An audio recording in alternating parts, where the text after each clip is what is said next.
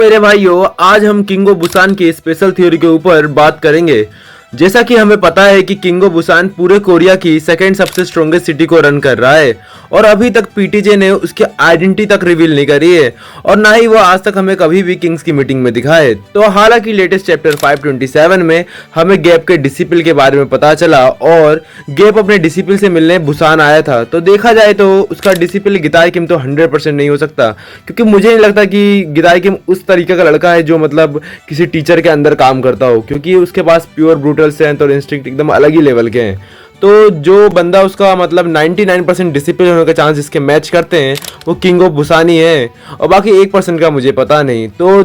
तुमने कभी सोचा है कि जेम्स ली ने गिताई किम से हाथ मिला लिया था तो ये दोनों चार्ल्स के साथ मिलकर क्या किंग ऑफ बुसान को आराम से नहीं हरा सकते थे? वैसे सोचने की बात है, बड़े इन लोगों ने कभी भी किंग ऑफ बुसान को हराया नहीं और यहाँ तक कि चाहे किंग ऑफ बुसान कितना भी स्ट्रोंग हो पर वह इन सब से अकेला शायद ही जीत पाता। और ना ही जेम्स ली ने कभी भी किंग ऑफ बुसान को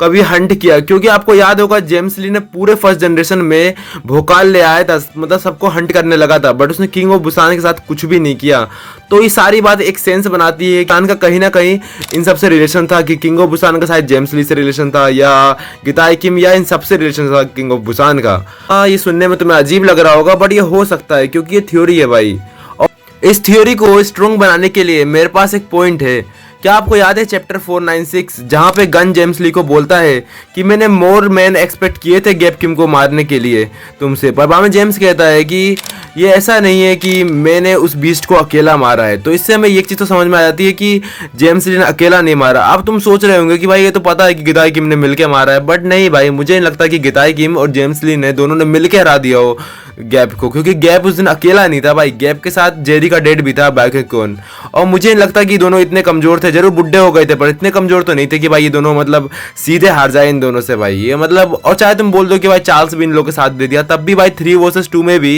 ये दोनों बहुत स्ट्रॉन्ग थे भाई, जैसे तुम एक्सपेक्ट नहीं कर सकते। क्योंकि उस टाइम तक मुझे नहीं लगता कि जेम्स ली और उसने कितने बहुत ज़्यादा ट्रेनिंग कर ली हो, क्योंकि वो चांस ही नहीं बनता भाई कितना ज़्यादा ट्रेनिंग कर लिया हो, क्योंकि ट्रेनिंग करने के बाद भी यार गैप स्ट्रॉन्ग होगा, ऐसा मेरा मानना है। इसलिए मैं इस थ्योरी को थोड़ा और एक्टिव करने के लिए मैं तुमसे बोलना चाहूंगा कि भाई मेरे को ऐसा लगता है कि जो किंग ऑफ बुसान है जिसको गैप ने ट्रेन दिया, कि शायद उसने